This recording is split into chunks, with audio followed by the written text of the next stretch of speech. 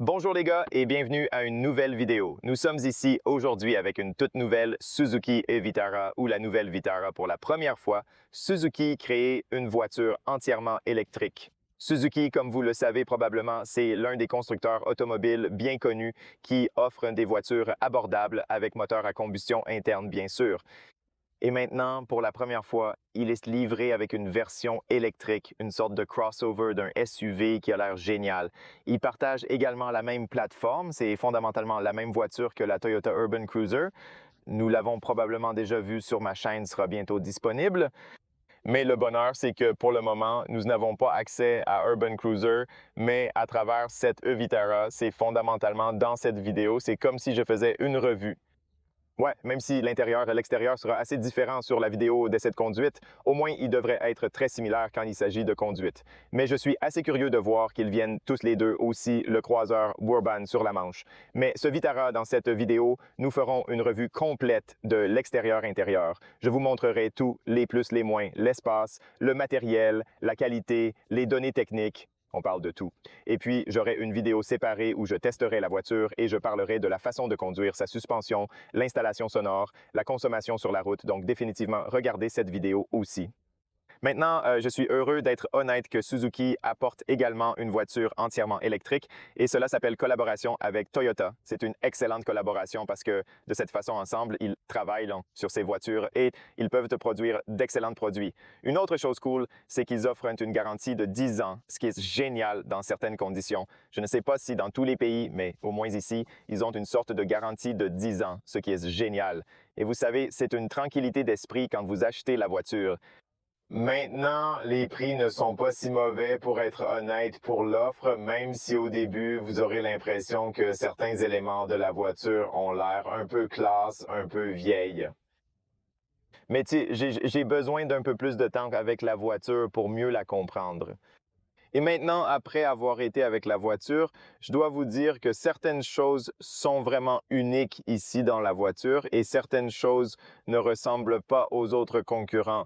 Donc, cette voiture a des concurrents intéressants, vous savez, comme la Ford Puma. Il a aussi comme le V3, il est dans la même taille. Et la seule chose qui différencie cette Evitara des autres concurrents, c'est le système de traction intégrale. Donc, Suzuki apporte cette All Grip U, il l'appelle un système de traction intégrale. Ce n'est pas seulement la roue avant, ce n'est pas seulement la traction arrière, c'est la traction intégrale et ce n'est pas une simple traction intégrale. Et je vais vous expliquer dans cette vidéo. C'est follement intéressant. C'est pourquoi ils l'appellent All Grip E, parce que ce n'est pas comme un différentiel de glissement ou un différentiel de couple où il peut envoyer la puissance à gauche et à droite vers les roues. Mais c'est un système et vous avez un bouton et je vous ferai dans une seconde un bouton trail comme un mode hors route, une sorte de mode hors route léger où les roues sont capables de bloquer. C'est un système à travers le frein, pas à la puissance. Donc, par exemple, vous conduisez hors route et certaines roues commencent à tourner un peu plus en tournant, en tournant, en tournant, mais celui-ci a une bonne traction. Ce que la voiture va faire va casser cette roue. Donc, automatiquement, plus de couple aller à la roue gauche afin de sortir. J'espère donc que vous comprenez l'explication et que ce système est quelque chose que vous ne trouvez pas chez d'autres concurrents. Et une autre chose cool, et nous allons en parler dans la vidéo d'essai de conduite, c'est que l'homme de la voiture, l'adhérence lorsque vous accélérez dans la version à traction intégrale, c'est vraiment unique. Et cela va battre les concurrents. C'est le point fort de la voiture et vous le verrez lorsque vous la conduirez. De plus, elle a une bonne dégagement au sol, 18 cm, et je vous le montrerai lorsque vous sortirez. Mais oui, commençons par les prix. Les prix peuvent être différents, la version et les niveaux d'équipement peuvent être différents dans les différents pays, mais ici au moins en Roumanie, ils ont aussi une réduction. La version la plus abordable est donc la transmission avant qui est livrée avec une batterie de 49 kW. C'est une batterie LFP. Les deux versions sont des batteries LFP, ce qui est un grand plus car les batteries LFP sont plus sûres, ont une durée de vie plus longue et sont également moins chères à produire. Mais elles sont un peu plus lourdes et elles sont livrées avec une batterie de 49 kW. La version E start à traction avant et la version et elle commence à 29 900 €. Il s'agit de la version entrée de gamme. Je vous donnerai la portée en une seconde et ensuite la traction avant avec une batterie plus grande, 61 kW. Deux batteries sont proposées, 49 kWh et 61 kWh. Tous deux sont LFP. Ici, vous avez l'essence, la deuxième version et le prix est de 35 900, mais je pense qu'il a aussi une réduction. Je ne l'ai pas écrit ici, mais si on regarde la version que nous avons ici, c'est l'ancien Grip E 61 kW, batterie essence, le haut du pas, le haut essence. C'est le deuxième. Le style est la version haut de gamme, la plus chère, et les différences sont assez importantes comme les sièges électriquement réglables. Vous disposez également de sièges en cuir rouge avec matériaux textiles. Vous disposez d'un toit en verre panoramique et d'une caméra à 360 de gaz, donc l'argent supplémentaire le mérite certainement. Donc, le prix de la voiture que j'ai avec moi, parce que j'ai la version intermédiaire, c'est 36 100 € 4 RM. Donc, ce n'est pas un mauvais prix, les gars, pour une voiture électrique à traction intégrale avec ce genre de capacité et de système de plateau hors route. C'est pourquoi, au début, quand vous voyez la voiture, vous êtes comme, OK, donc peut-être que ce n'est pas si avancé, si fou en termes de multimédia et ainsi de suite. Mais quand vous pensez à la puissance que vous connaissez le système de traction intégrale, alors vous changez d'avis. La version haut de gamme est de 39 100 €. Donc, ce n'est pas une grande différence, mais vous recevrez beaucoup de choses comme la recharge sans fil, vous recevrez des sièges électriquement réglables, un toit en verre panoramique, des caméras 362 et des phares de brouillard et quelques autres choses cool. Je dirais donc que même la mise à niveau a beaucoup de sens si vous voulez garder la voiture à long terme. Et aussi, les sièges seront en cuir rouge avec matériaux en tissu, même s'ils sont plutôt bons, je pense que cela a du sens.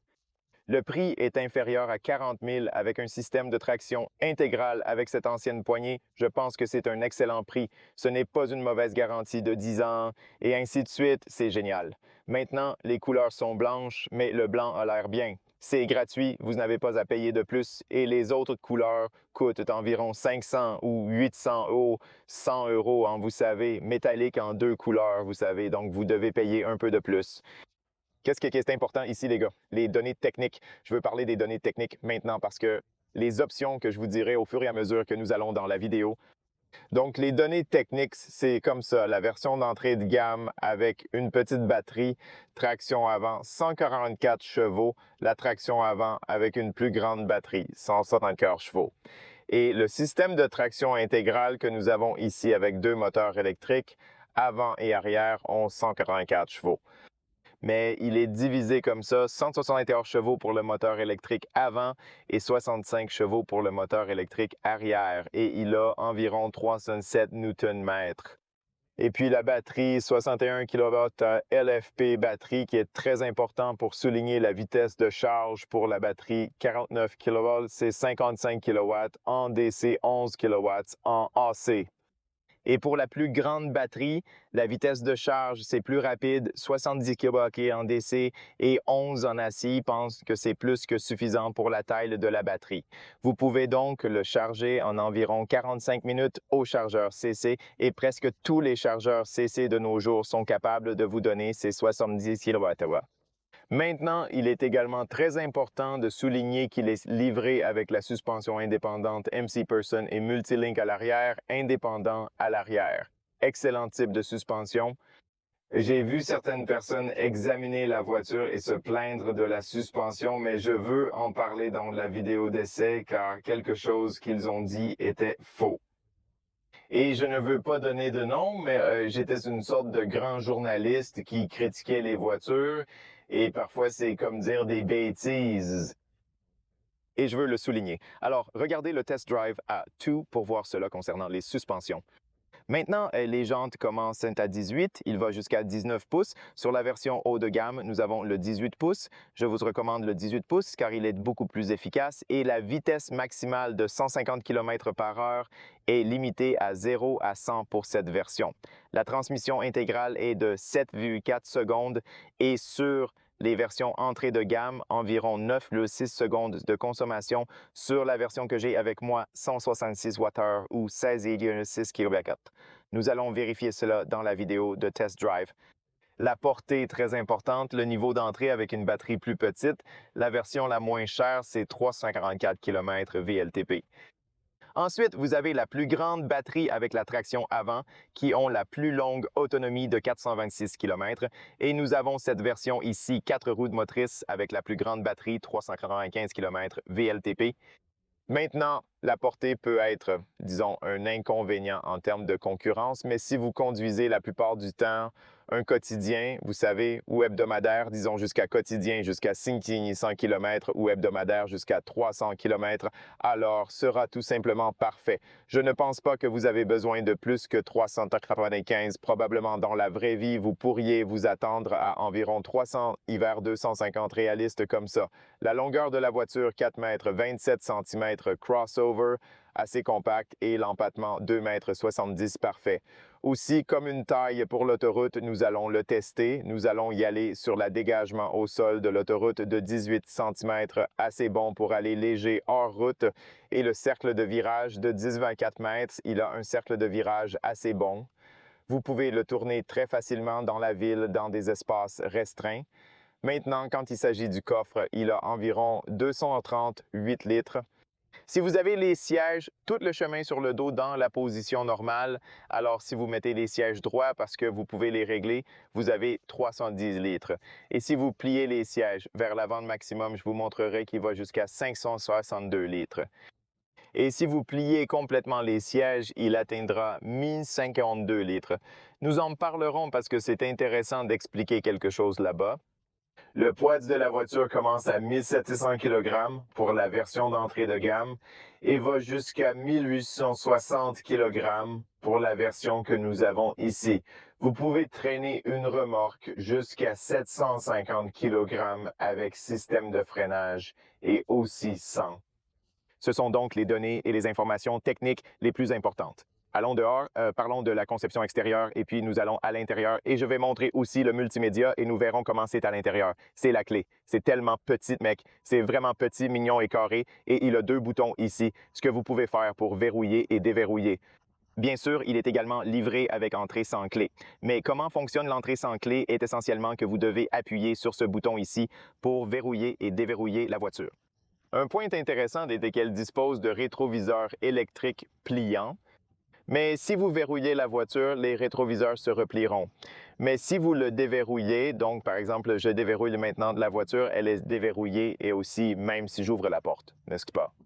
Regardez, les rétroviseurs restent dans leur position. Le moment où les miroirs se replieront est juste lorsque vous mettez le contact. Si je mets un regard de contact là-bas, les miroirs s'étendront. C'est une approche intéressante et différente. Je ne sais pas pourquoi c'est comme ça et je dois vérifier dans le menu. Nous allons vérifier un peu plus tard si vous pouvez le faire pour ouvrir et fermer tout le temps, vous déverrouiller et verrouiller aussi la voiture ou peut-être que c'est une chose d'être comme ça. Mais en tout cas, c'est la clé en général. Le bouton de déverrouillage n'ouvre pas les fenêtres ou autres. C'est juste la clé de base, Très bien, maintenant, parlons un peu de la conception extérieure. Je viens d'allumer les lumières pour que nous puissions aussi les voir. La partie cool concerne les lumières. Nous avons pleine LED, je veux dire le feu long, l'indicateur de tournage du feu bas, le feu de roulement de jour, même à l'arrière. Vous verrez les grammes complets et tout. C'est pleinement LED maintenant. C'est probablement la voiture Suzuki la plus avancée en termes de design et en termes de belle apparence de mon point de vue. En prenant de la collaboration avec Toyota, parce que oui aussi, bien sûr, l'Aircross et aussi la Swift ont l'air super. Mais dans l'ensemble, je pense que cette Vitara a l'air définitivement meilleur que le précédent, comme le Vitara à combustion interne normale. Et oui, c'est attrayant. Ils veulent toujours envoyer ce message de puissant ou frauduleux et ils ont fait très bien avec cela parce que ce que cette voiture a plus ou plus de la concurrence est le système de traction intégrale, le système de traction intégrale intelligent que vous ne trouvez pas dans d'autres voitures de cette classe comme le système intelligent. C'est pourquoi probablement le design il est également fait autour de cette idée de voiture rotor forte, fiable et puissante. Et vous pouvez certainement voir dans le design qu'ils veulent envoyer ce message que c'est une voiture puissante. Et vous pouvez voir qu'ils ont en quelque sorte étendu le corps. Vous pouvez voir ici autour des portes. Ceci est prolongé, il va un peu à l'extérieur ici, le genre d'aile musculaire et de zone autour d'ici. Alors, ils le font un peu plus grand que ce qu'il est normalement. Ils pourraient continuer avec le design. Nous serons donc un peu plus petits, mais maintenant, ils le rendent plus grand pour paraître un peu plus puissant qu'il ne l'est. Et aussi sur le front, la même histoire. Ils en quelque sorte, vous savez, étendent cette zone d'ici. Ils commencent à étendre ses ailes dans cette zone ici. Alors ils le rendent un peu plus grand. Donc, pour avoir l'air un peu plus musclé, pour envoyer cette vibration, cette sensation de tout terrain puissant, et cela a l'air bon pour moi. Je pense qu'ils ont fait très bien. Je veux dire, c'est assez unique dans cette classe, cette idée et ce que cette voiture est devenue capable de faire sur tout terrain léger. C'est vraiment impressionnant. Et ouais, bon travail pour moi sur cette Evitara. Le plus gros, ce fort argument de vente est ce système de traction intégrale, ce système E à toute adhérence où il est capable, vous savez, de casser une roue et en quelque sorte d'envoyer le couple à l'autre roue afin de sortir d'une situation différente. Donc, probablement, cette Evitara sera l'un des meilleures performances légères hors route, neige, glace et mauvaises conditions. Quand on regarde la concurrence maintenant, le design a l'air bien en général. J'aime beaucoup. Ensuite, à l'avant, vous verrez ici plein feu LED, feu bas. Il est également livré avec un feu long et un feu bas automatique. Nous allons le tester dans une vidéo séparée la nuit. Alors, vérifiez certainement l'essai de conduite la nuit et les lumières la nuit. Voici le feu de jour qui clignote à cause de mon appareil photo et voici l'indicateur de virage qui est super sympa. On dirait, vous savez, qu'il remplace le feu de jour, mais il a l'air génial. Cela ressemble à un design en cristal. Donc, c'est vraiment unique. Et pourquoi une sorte de design large? Donc, définitivement pratique. Puis ici au milieu, vous avez cette Pelosi noire. Vous avez le badge Suzuki ici. Normalement, devrait être la caméra pour la caméra 360 degrés. Mais comme nous n'avons pas cette version haut de gamme, nous n'avons pas la caméra 360 degrés un peu plus bas. Radar pour freinage d'urgence, sécurité renforcée avec caméra en haut, démo à venir. Et puis, ce qui est intéressant, vous savez que presque toutes les voitures électriques ont cette admission d'air. Donc ici, vous avez généralement l'air qui va ici et vous pouvez voir les claps en plastique qui sont fermés en ce moment. Ils s'ouvrent et se ferment pour permettre à l'air de refroidir différentes parties. Mais habituellement, la plupart des voitures électriques n'ont que cette zone, cette admission d'air, mais celle-ci a une autre admission d'air ici haut qui n'est pas active. C'est juste passif. L'air va directement vers le radiateur pour refroidir les différents ports. Alors, ouais.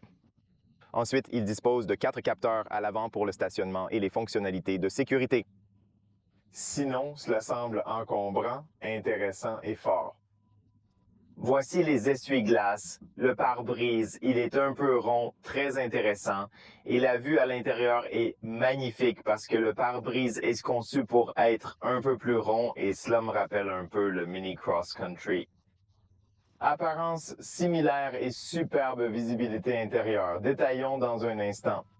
Ici, vous avez la caméra qui peut lire les panneaux de limitation de vitesse et fonctionne avec l'assistance à la voix et les fonctionnalités de sécurité et il chauffe également cette zone. Ici, vous avez les capteurs pour la lumière et la pluie et allez ici sur le miroir sur le côté. Vous pouvez voir la jambe du miroir. C'est sur la carrosserie de la voiture qui est également très bien placée et c'est une petite jambe. Cela signifie que vous avez une bonne vue à l'intérieur. Aussi, le pilier A, vous verrez qu'il est assez petit, la même couleur que la voiture, mais vous pouvez l'obtenir également en différentes couleurs dans une combinaison multicolore, mais c'est un peu plus cher. Indicateur de tournement LED complet. Et quand cette version, nous n'avons pas de caméra à 360 degrés, donc nous n'avons pas de caméra ici. Puis vous avez ici un grand miroir. J'aime le fait qu'il ait une visibilité assez grande. C'est très bien dans les miroirs. Vous avez des miroirs chauffés et aussi ici, vous avez le projecteur aveugle pour la technologie, pour les angles morts. Donc, c'est génial dans l'ensemble de grandes fenêtres. La superbe vue à l'avant le permet parce que c'est un pilier un peu plus droit. Vitres teintées à l'arrière sur cette version intermédiaire et également sur le côté. Nous avons donc des vitres teintées latérales et des vitres teintées arrière. Et puis, la poignée ici, ils la mettent ici, sur le côté supérieur. De cette façon, ils lui permettent d'étendre cette zone ici. Le design sur le côté est un peu meilleur. Alors oui, assez intéressant. Et au fait, les portes sonnent assez bien en termes de qualité. Cela semble solide aussi dans le son solide avant. Cela semble être bon fait de bonne qualité ici sur le toit, une couleur sur la version haut de gamme. Vous pouvez également l'obtenir avec un toit en verre panoramique. Ici, vous avez l'antenne radiale dans la même couleur que la voiture. Et ici, vous avez le spoiler un peu prolongé dans le design rond, quelques tapis en plastique. Ici, vous avez le feu de frein, même un essuie-glace à l'arrière. Et ici, vous savez, à l'arrière, nous pouvons voir à nouveau plein LED. Comme je l'ai dit encore, il a l'air musclé et puissant. Et nous voyons les feux arrière LED et nous pouvons voir l'indicateur de virage. Il est plein LED et également le glamp complet et le feu inverse. C'est plein à LED et ils ont l'air jolis. Ils ont aussi l'air assez modernes, assez cool. Et un peu plus bas, nous avons le plein glam là-bas, qui est mené. Et voici quelques réflecteurs de lumière qui sont très utiles la nuit. Et Vitara ici, donc vous pouvez le voir, et cela est différencié cette E à l'avant du moteur à combustion interne normal Vitara. Et aussi, au fait, sur la plaque d'immatriculation, nous avons la voiture avec pleine LED et c'est le revers, la caméra de revers. Et ici-bas, un pare-choc simple, assez basique dans un tapis noir, exactement comme il est censé être, un peu prolongé. Donc, si vous frappez quelque chose, vous le frapperez avec ce pare-choc. Alors, la bonne partie, regardez ceci. Nous avons beaucoup de plastique autour des bords de la voiture. C'est super utile, super pratique pour une voiture qui veut sortir de route de temps en temps. Et la bonne partie est que la peinture de la voiture sera protégée. Vous pouvez voir ici comment les roues jetteront les pierres et la saleté et ensuite la peinture de la voiture durera plus longtemps. Et aussi sur l'extrémité inférieure, ici, vous pouvez voir cette protection en plastique sur l'extrémité inférieure qui protégera la voiture très, très bien mode et j'aime ça. Donc, de ce point de vue, assez pratique. Mais il y a 18 cm de dégagement de sol. Et si vous regardez de loin, vous verrez que vous savez, il semble être plus haut dans la première impression que vous voyez comme la roue. Et ensuite, vous avez beaucoup d'espace entre la roue et la carrosserie essentiellement de la voiture. Mais parce qu'il a la batterie et tout ce genre de choses, vous pouvez voir qu'au milieu, il est essentiellement assis plus bas. Si cette voiture avait un moteur à combustion interne, elle pourrait avoir un dégagement supplémentaire d'environ 5 cm. Toujours avantageux pour une électrique. Ici, vous avez le port de charge et comme je l'ai dit les gars, AC 11 kW d'ici jusqu'à 70 kW ou 55 kW pour la plus petite batterie. Et voici le port de charge côté conducteur, un peu plus bas, jantes de 18 pouces. Je vous recommande d'opter pour les jantes de 18 pouces que nous avons ici car elles sont beaucoup plus aérodynamiques. Ils permettent à l'air de circuler autour de la voiture. Ce sont des capuchons en plastique, ce sont donc des capuchons en plastique qui sont utiles et ils sont surtout proches d'améliorer l'aérodynamique. Maintenant, des disques de frein ventilés à l'avant et à l'arrière, vous avez normal ou je pense que c'est aussi ventilé si je me souviens bien. Oui, ils sont ventilés aussi à l'arrière car oui, ils installent plutôt bonne puissance de freinage. Très intelligent. Ouais, je pense que c'est l'extérieur. Ce que je veux vous montrer sous le capot, c'est la poignée déjà vue. Je vais arrêter ça. Les lumières sont ici, les commandes aussi, et voici la capote que je tiens à vous montrer. Puis, entrons et discutons de l'intérieur du véhicule en détail. Sous le capot ici, c'est opérationnellement manuel comme prévu. Il a des plafonds en caoutchouc et de l'isolation ici. Et c'est la façon dont il a l'air assez élégant, assez simple. Vous avez l'onduleur et le système haute tension, le moteur électrique quelque part en bas. Voici le port 12 volts. Voici la boîte à fusibles, un peu de refroidissement liquide ici. Vous avez aussi le liquide pour les essuie-glaces. Globalement, le tableau est assez élémentaire, presque identique à une configuration de moteur classique. Bien sûr, différent, mais oui, certaines parties sont assez similaires. Maintenant, allons jeter un œil au coffre pour le découvrir. Je retire aussi la protection du coffre, juste là pour vous montrer un peu mieux. D'ici, vous l'ouvrez, il y a un bouton ici. Fondamentalement, il y a deux boutons. On repère les pointes pour trouver le bouton. Un autre bouton verrouille la voiture, fermer le coffre, appuyer et verrouiller la voiture. Si vous voulez le faire, c'est la poignée pour fermer le coffre. C'est l'entrée assez grande entrée assez carrée. Vous pouvez à peu près intégrer beaucoup de choses lorsqu'il s'agit d'entrer dans la voiture, donc il est relativement grand. Maintenant, l'inconvénient, c'est ici dans le coffre, parce qu'il n'est pas aussi grand que la concurrence. Il doit être dans la position normale, comme en ce moment. Comme ce que vous voyez en ce moment, plus un peu d'espace. Ici, il a environ 280 litres, si je ne me trompe pas. Mais le plus grand avantage de cette voiture est qu'elle peut être réglée. Donc, vous pouvez placer les sièges jusqu'à l'avant et vous pouvez aller jusqu'à monter d'ici. Donc, pas beaucoup de concurrents. Vous savez donc que vous avez le système de traction intégrale qui est unique et que vous avez également ces sièges réglables super flexibles. Donc, vous pouvez le mettre droit comme ça, vous pouvez le mettre comme ça ou vous pouvez le mettre comme ça. Donc, au fait, si vous l'avez dans cette position et tout le chemin à l'arrière, vous avez 310 litres. Donc, si vous les mettez droit, là, vous avez 310 litres comme ça, vous avez 280 et comme ça, comme ça. Donc, si vous mettez tous les sièges comme ça dans cette position, vous pouvez voir que vous gagnez beaucoup d'espace dans le coffre. Regarde-le. C'est pourquoi ils ont conçu cela aussi. Un peu d'espace reste disponible pour placer des objets si nécessaire. Avec cette configuration, vous voyez combien c'est allongé. Le coffre atteint environ 50-30 litres dans cette position. C'est fou et c'est super spacieux. Et la curiosité, est-ce que j'aurai encore de l'espace pour rester ici? Pas sûr. Voici une configuration standard des sièges. Mais pour moi, j'ai 163 cm. Si je vais ici, voyons si je peux me presser ici pour rester. Voyons son utilisation réelle. Actuellement, l'arrière offre un espace considérable.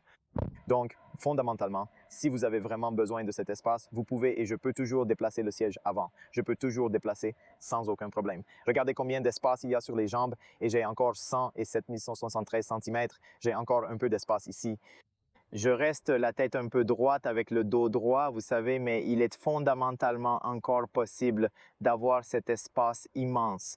Je sais donc que beaucoup de journalistes parlent de ces choses, mais ils parlent un peu superficiellement. Vous savez, ils n'ont pas montré toutes ces choses que je montre et ils n'ont pas dit que vous pouvez ajuster ce siège comme vous le souhaitez. Et non seulement comme ça, mais vous pouvez l'ajuster de plusieurs façons. Je veux dire, si vous voulez le mettre un peu plus en arrière, vous savez, comme laissez-moi vous montrer comme ça, vous pouvez le laisser comme ça. Si vous voulez un peu plus, vous pouvez aller plus. Vous savez, comme si vous avez 3 à 4 positions jusqu'à ce qu'il arrive à cette position. Je vois une chose que vous pouvez ajuster et placer sur le dos selon vos envies. Je ne pense pas que ce soit un inconvénient pour le coffre. Donc, je pense que c'est très bien qu'il soit flexible comme il est. Et je pense que vous pouvez encore rendre ces coffres super pratiques en grand, mais bien sûr, sous le sol, vous pouvez faire n'importe quoi parce que c'est tout, je veux dire, cet espace ici, c'est tout. Vous avez les câbles et vous avez aussi les tractions, le kit de réparation ou où vous voulez mettre ici, vous l'avez ici. Et aussi sous cela, vous n'avez rien parce que vous savez, la voiture a 2 moteurs électriques. Il doit également avoir un moteur électrique à l'arrière. Il faut donc le mettre quelque part, n'est-ce pas? Donc, il a les piles alors et des trucs comme ça. Mais dans l'ensemble, la modularité, la flexibilité du coffre, je pense, oui, pour la plupart des gens, serait plus que bien. Quoi qu'il en soit, cet espace ici, c'est plus que bien en général. Vous avez également un peu d'espace de rangement sur le côté gauche et aussi ici sur le côté droit, quelques crochets dans les coins, LED, et vous pouvez également plier la partie médiane. Si vous voulez aller à skis, vous pouvez transporter vos skis et vous pouvez toujours avoir 2 passagers à l'arrière tout simplement comme ça. Si vous voulez le plier, il suffit de le plier à partir d'ici, de le tirer comme ça et vous voyez que vous avez beaucoup de flexibilité et qu'il va tout le chemin vers le bas, tout le chemin plat. Un autre avantage ici, pas que j'ai loué la voiture ou quelque chose comme ça, mais les gars, vous avez un sol plat parce que vous avez aussi ces zones là-bas. Ce grand sol plat vous permet de transporter aisément de volumineux objets. Je pense que je peux même dormir ici dans la voiture. J'ai environ 163 cm et je pense toujours, et vous avez aussi le sol plat à l'entrée. Voilà le plus grand avantage. Vérifions si je peux entrer ici. Je suis vraiment curieux, si je peux rester droit ou dormir dans la voiture ou ne pas dormir dans la voiture. Voyons maintenant, je suis comme ici, ouais, peut-être que si je reste sur le côté, je peux m'intégrer à l'intérieur d'une manière ou d'une autre. Mais oui, je dois mettre les sièges à l'avant. Si je mets les sièges à l'avant, si je reste comme ça, ou si je reste au milieu, je peux aussi m'y mettre et je peux dormir à l'intérieur de la voiture. Alors oui, pour moi, ça va. Je veux dire, je ne sais pas pourquoi ils se plaignent de l'espace parce que c'est tout à fait bien. Quoi qu'il en soit, c'est comme ça que ça ressemble du côté. Oh, et au fait, vous avez une assez grande entrée par le côté. C'est assez énorme, pour être honnête, vraiment énorme, parce que vous n'avez pas de fenêtre ici. Donc, toute la fenêtre est ici sur la porte. Cela leur permet de profiter d'une entrée vraiment grande, impressionnante et spacieuse. Voilà à quoi ça ressemble par derrière. Alors oui, pour moi, ça va, je ne sais pas. Et aussi, ici en bas sur les jambes, vous avez une énorme quantité d'espace, un sol plat. C'est génial. Et puis, vous avez aussi ce sol plat ici. Donc, de mon point de vue, c'est plus que bien. Ils peuvent également le remettre aussi simple que cet argent. Et puis, c'est tout. Et j'aime ça, pour être honnête, j'aime ça. C'est pourquoi je n'aime pas habituellement. Je n'aime pas regarder d'autres critiques parler des voitures parce que parfois je sens et je vois que ce n'est pas si réaliste et parfois ils disent juste des choses qui ne sont pas comme ça. Vous savez, parfois ils disent bien, mais parfois certaines choses sont confuses. Quoi qu'il en soit, c'est l'entrée, une grande entrée. Comme je l'ai dit ici, vous avez une fenêtre de One Piece. C'est un simple verre basique, pas un double. Vous ne trouverez pas de double couche ici, mais vous pouvez presque le plier complètement, ce qui est impressionnant. La transparence est bonne et il fonctionne rapidement. Quant aux matériaux, il y a du plastique en haut et en bas, mais avec des garnitures distinctes. Vous le saurez en le touchant.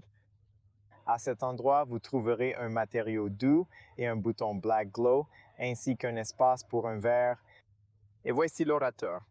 Et au fait, sur la version haut de gamme, nous ne l'avons pas ici. La version haut de gamme reçoit également des haut-parleurs Harman Infinity, si je ne me trompe pas, meilleur Harman Carbon. Je pense que les haut-parleurs sont beaucoup meilleurs. C'est l'entrée et oui, bien sûr, le toit est noir. Mais si vous obtenez la version haut de gamme, vous obtiendrez le toit en verre panoramique, ce qui sera génial car vous avez beaucoup plus de lumière à l'intérieur. Et aussi, oui, on est plus sympa d'avoir ce toit en blanc. Cela rendrait la situation beaucoup mieux. Il y a aussi des sièges en tissu sur cette version intermédiaire. Ils sont géniaux. J'aime les sièges. Ils offrent un rembourrage agréable et moelleux. Et vous voyez, c'est assez sympa sur eux. Ils sont assez lumineux. Ici, vous avez tout ça réparé. Vous pouvez installer 2 sièges pour enfants. Ici, au milieu, vous n'avez pas d'accoudoir. Et c'est aussi plus rigide. Étonnamment, je ne m'y attendais pas. Et ici aussi, c'est un peu plus rigide au milieu. Je vais le montrer bientôt. Vous avez vu les sièges réglables. Je ne vais plus vous le montrer, mais nous avons un sol plat ici bas. Les dossiers des sièges avant sont recouverts de tissu, ce qui est plaisant. Donc pas de plastique ou quelque chose comme ça. Entrée, c'est un peu plus haut. Donc la position ici, c'est un peu plus élevé. Tu sais quoi, j'ai oublié d'ajuster mes sièges dans ma position de conduite maintenant. D'habitude, je n'oublie pas, mais maintenant j'oublie. Écoute, c'est de ça que je parle.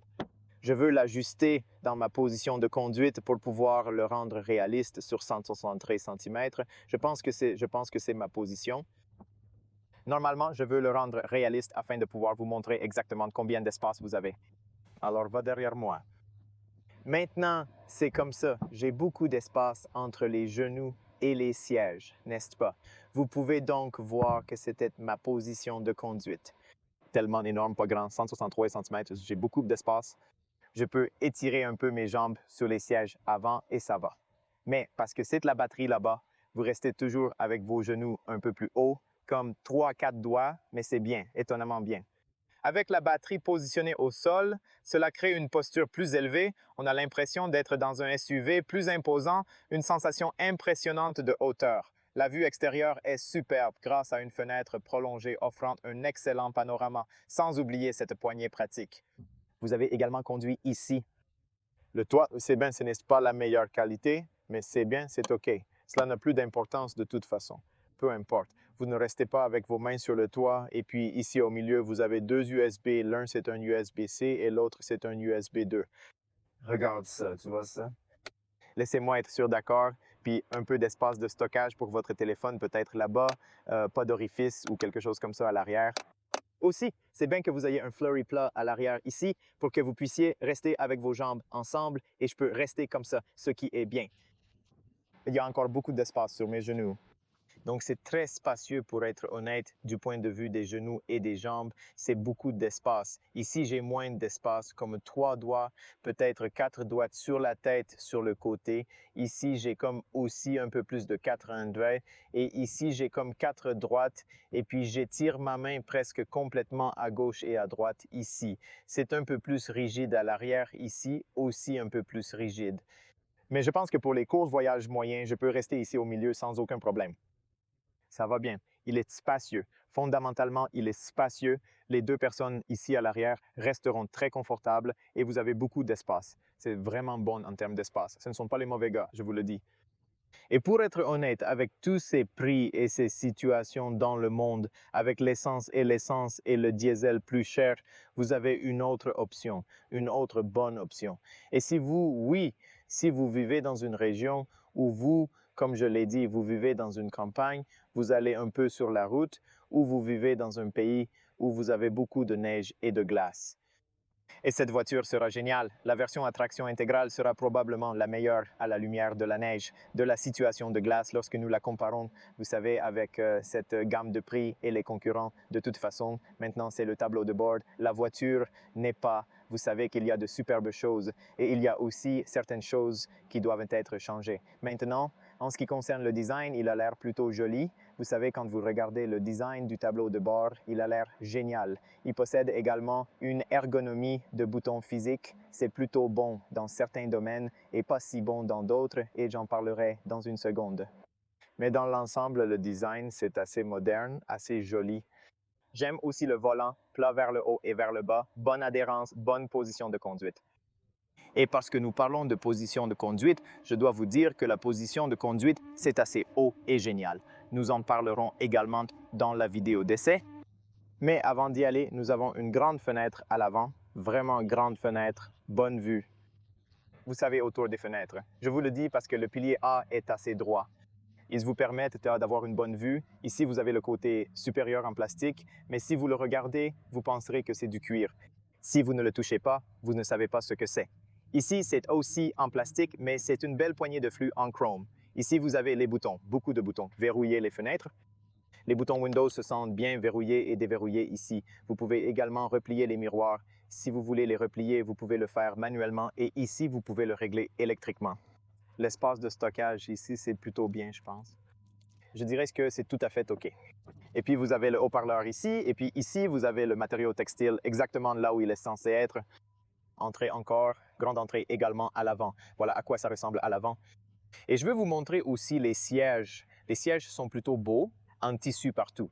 Vous avez une sorte de support latéral ici un peu plus fort que sur l'arrière et aussi ici. Donc, je dirais que même si vous êtes un peu plus grande, vous pouvez rester relativement bonne et vous pouvez les ajuster manuellement, les gars d'ici.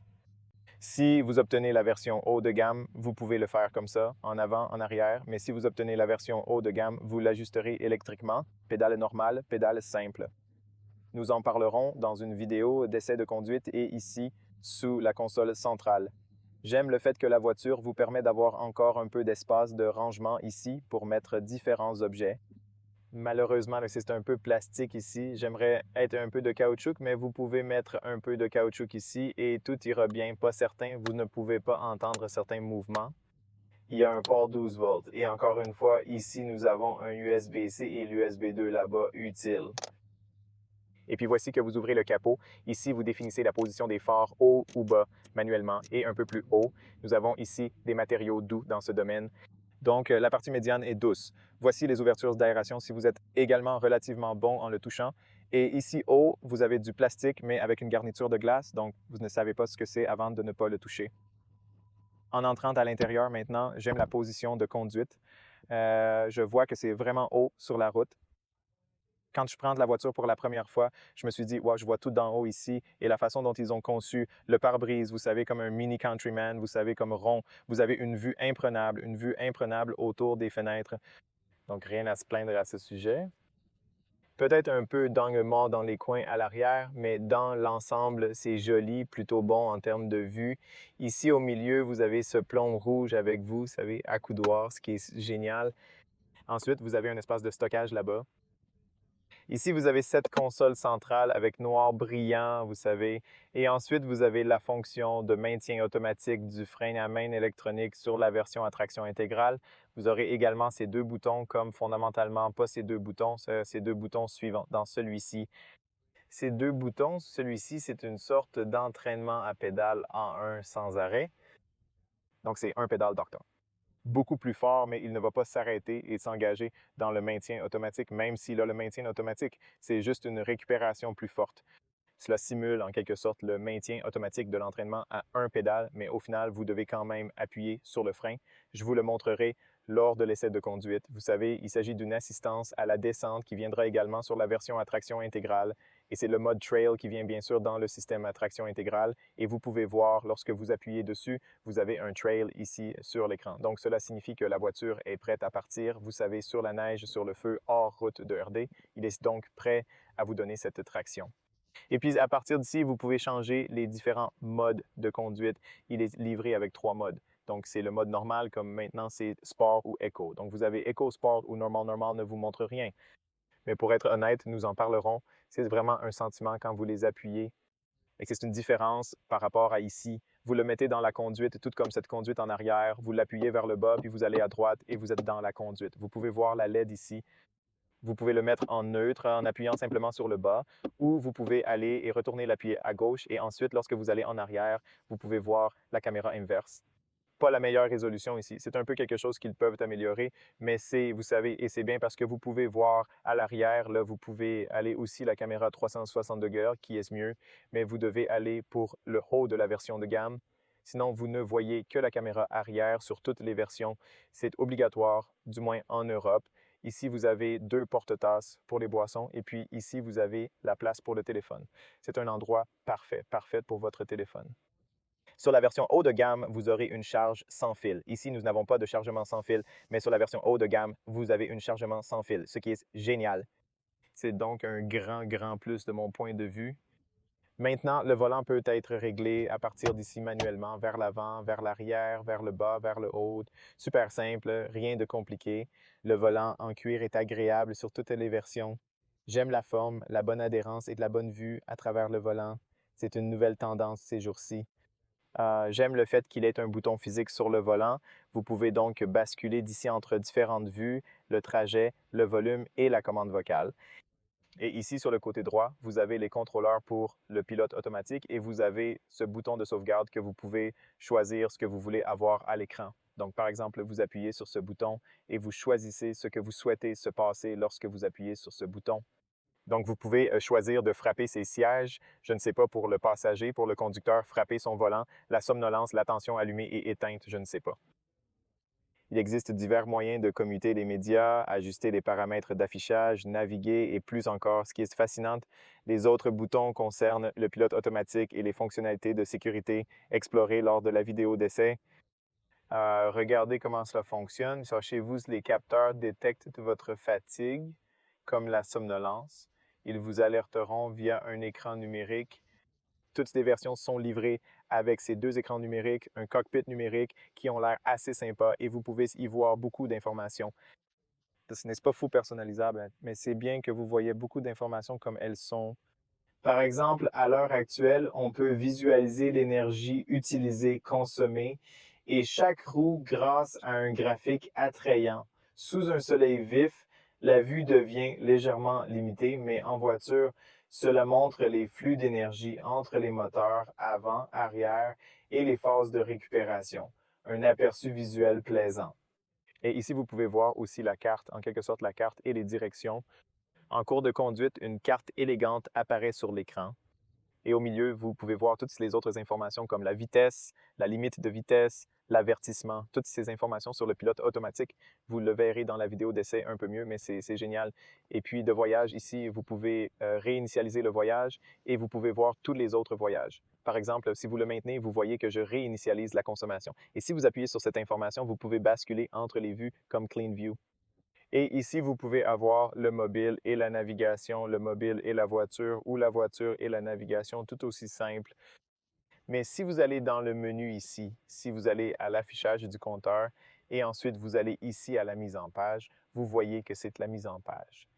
Si vous allez sur la mise en page, c'est standard en ce moment et vous avez une mise en page gratuite, large standard ou classique, juste comme ça. Regardez le classique. Il est juste là au milieu. Puis à gauche et à droite, vous pouvez voir la carte. Vous pouvez voir cela un peu plus grand ici avec la vitesse. Et ici, vous pouvez voir ce graphique. Mais nous pouvons aller au large et c'est le large. Donc, vous avez ici sur le côté gauche les autres informations de manière large et vous pouvez voir le graphique là-bas, super sympa. Et vous pouvez également le changer et vous pouvez voir sur le large écran A, rien comme si vous appuyez une fois de plus, vous pouvez voir la carte un peu plus grande. Donc, si vous voulez avoir la carte plus grande, vous pouvez passer à large et vous avez une carte plus grande ici ou plus grande, ce que vous voulez. Et puis, il déplace cela ici du côté droit. Il s'agit donc de plus d'une approche. Et j'aime ça, pour être honnête. Et le classique, vous l'avez déjà vu, mais je pense que le large et le standard ont beaucoup de sens. Et le standard est juste comme ça au milieu, puis à gauche et à droite. Je ne sais pas, quoi que tu veux, tu peux le personnaliser et c'est sympa. La seule chose que je souhaite, bien que les écrans soient un peu plus lumineux, donc j'ai l'impression que la luminosité au soleil, vous pouvez toujours voir, vous savez, mais il sera un peu plus lumineux, serait génial. Mais sinon, c'est sympa. Et les modes configurables sont plus que bons. Vous voyez toutes les informations dont vous avez besoin là-haut. Ici, vous avez aussi ce miroir qui est super utile sans lumière. Ici, vous avez le microphone à bouton SOS. Et ensuite, vous avez deux LED ici, super cool. Et le miroir et la vue à l'arrière est assez super. Maintenant, ben, vous avez deux camionnettes. Vous avez le bouton de lumière noisette très bien placé, bouton physique pour le système climatique, super sympa, super facile, donc économie, c'est assez bon. Donc, vous pouvez régler la vitesse de la camionnette à partir d'ici. Et si je ne me trompe pas, vous pouvez également climatiser, vous pouvez également les allumer sur la température. Mais si vous voulez le fermer, vous devez aller dans le menu et aussi, toujours sur l'écran, sur le côté supérieur, vous avez le menu du système climatique et vous allez ici pour désactiver et vous le désactivez. Et maintenant, c'est le seul inconvénient ici, le fait qu'il n'a pas de bouton physique pour le volant chauffant et les sièges chauffants. Donc, vous n'avez pas cette option. Vous devez aller ici. Par exemple, si vous êtes ici dans le menu de la voiture et que vous voulez allumer les sièges chauffants, vous devez monter ici. Vous devez appuyer sur le siège et ensuite les sièges s'ouvriront. Cela prend un peu de temps pour accéder aux commandes des sièges et ajuster leur niveau. Ce processus n'est pas aussi direct qu'un simple bouton. Cependant, le bouton étoile peut être configuré pour activer directement les sièges chauffants, simplifiant l'interaction. Et puis le volant, il est ici. Vous appuyez dessus une fois, puis vous appuyez dessus ici, juste comme ça, et ensuite vous l'allumez. Et c'est le seul inconvénient à ce sujet. En général, tout le reste reste extrêmement ergonomique. Je ne me plains pas de l'ergonomie. Laissez-moi montrer dans la boîte du globe. C'est la boîte globe relativement bien. Il y a aussi une lumière LED là-haut, ce qui est génial, mais pas le plus grand test, mais pas la plus petite liste. Je pourrais dire que c'est relativement bien. Beaucoup de livres ici habituellement. Vous n'avez pas à obtenir tous ces livres ici. Il y a du matériel doux partout. Voici juste du plastique là-haut et voyez aussi les deux haut-parleurs et ici, nous avons les gars de l'écran. Alors, allons à l'écran d'accueil. Par exemple, vous pouvez connecter votre téléphone Android ou Apple CarPlay sans fil. Je vais vous le montrer dans une vidéo différente. Bien sûr, ici, vous avez la navigation pour que vous puissiez aller à la navigation. C'est la navigation. Maintenant, c'est probablement l'inconvénient. Vous connaissez cette voiture d'une manière ou d'une autre parce qu'il pourrait améliorer ce multimètre. La voiture est géniale. Ça conduit bien. Il a ce système de traction intégrale, de nombreux avantages dans la voiture, une bonne flexibilité dans le coffre. Mais il pourrait améliorer ce multimédia. J'aimerais que le multimédia et ses écrans soient un peu plus rapides, un peu meilleurs dans l'ensemble.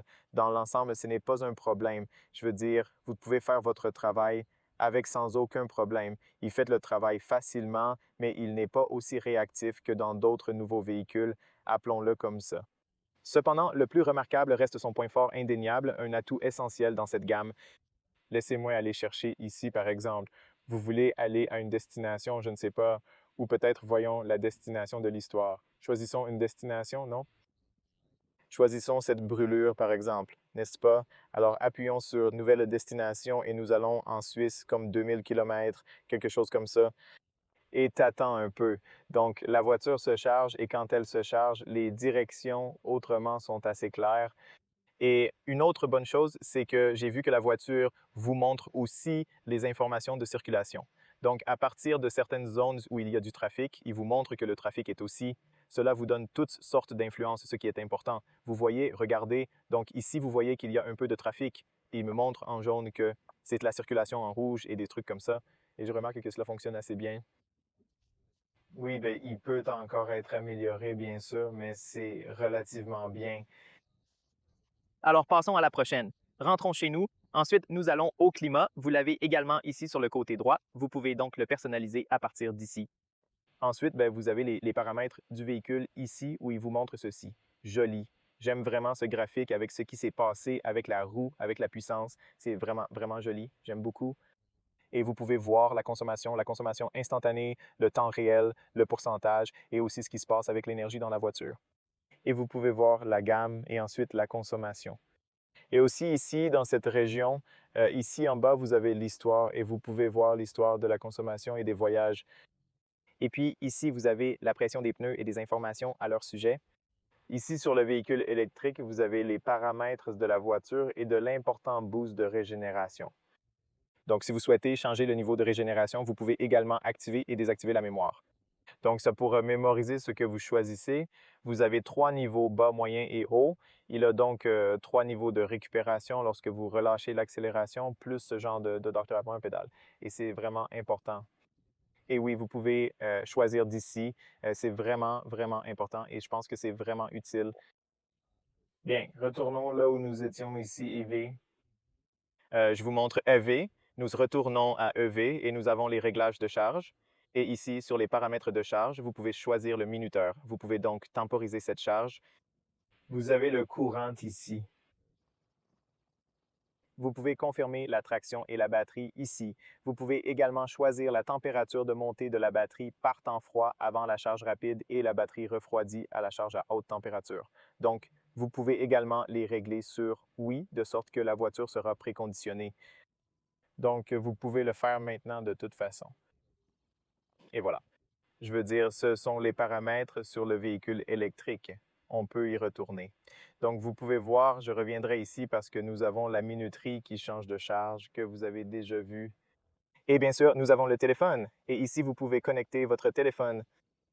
Et puis, nous avons tout le chemin en bas, ici, les paramètres généraux de la voiture où vous avez ADAS, toutes les fonctionnalités de sécurité.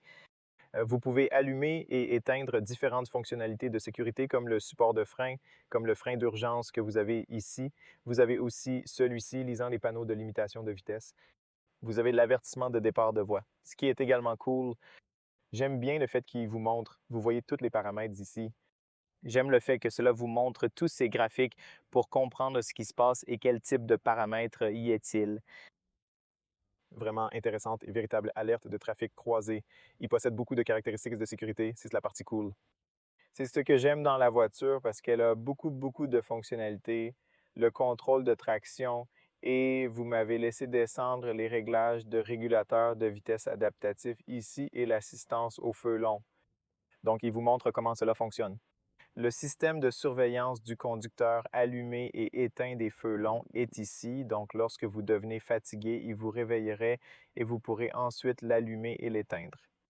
C'est tellement cool parce qu'il vous montre toutes ces informations. Ici, nous avons le véhicule avec les réglages d'essuie-glace. Vous avez également les réglages de lumière ici, changement de voie, laissant des choses comme ça. La porte se verrouille, exactement ce que je regardais un peu plus tôt. Serrure de porte, lorsque la clé à l'intérieur déverrouille les portes. Et nous avons aussi la pression des pneus ici et les réglages. Et puis à l'intérieur, nous avons comme cet affichage de compteur et la luminosité et tout ce genre de choses. C'est le maximum en ce moment. Et la personnalisation, je vous l'ai montré avant. Ici, vous avez à nouveau l'affichage central, la luminosité sur l'affichage central et jour et nuit. Et peu importe comment vous voulez le basculer ici, je pense que je vais le laisser comme toujours en mode jour, juste comme ça. C'est mieux. Et puis, nous avons l'interrupteur préféré du volant, la lumière ambiante. La voiture est livrée avec la lumière ambiante. Je vous montrerai la nuit sur la vidéo de nuit. Et voici les couleurs que vous pouvez choisir d'avoir à l'intérieur. Il n'y a pas beaucoup de couleurs, mais assez de couleurs pour avoir une ambiance agréable à l'intérieur du véhicule. Quoi d'autre? Évidemment, des éclairages au sol, un guidage sonore précis et une navigation vocale interactive pour plus de commodité.